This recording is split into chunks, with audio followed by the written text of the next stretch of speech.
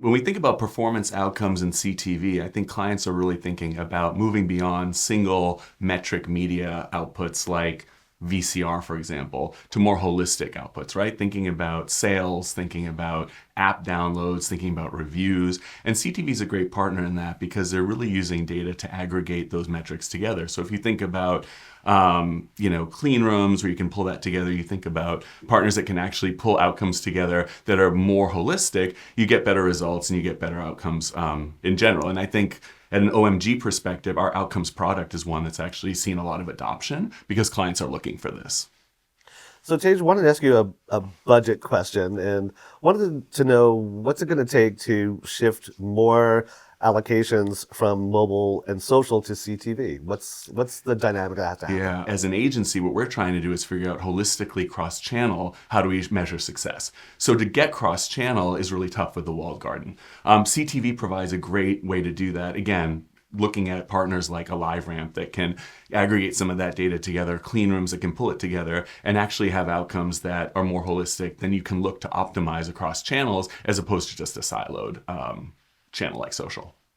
So I tend to think that CTV has been had a real strong appeal to DTC brands, but looking across the spectrum from DTC to traditional, how do different types of brands approach CTV from a performance perspective? Yeah, I mean, I think it all starts with data, right? So I think there are certain brands, I work with clients in retail and travel and B2B who sit on a treasure trove of first-party data, right? They know their consumers. You've got other brands like CPG that have a little more challenge, right? Because they rely on retailers to figure out sort of what's happening with their audiences, with their products. So CTV provides a really good way to understand those differences. And I think a lot of CTV partners are actually working with smaller advertisers, with managed service, with programmatic to really help them get into the fold, where before they might not have been able to play there. So data and context do so much heavy lifting in terms of improving performance on streaming, on CTV.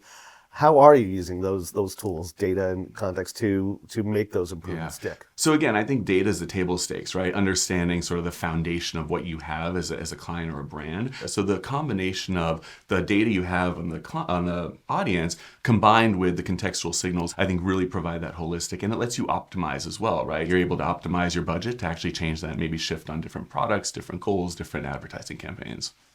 We're in this moment when advances are really happening literally day by day.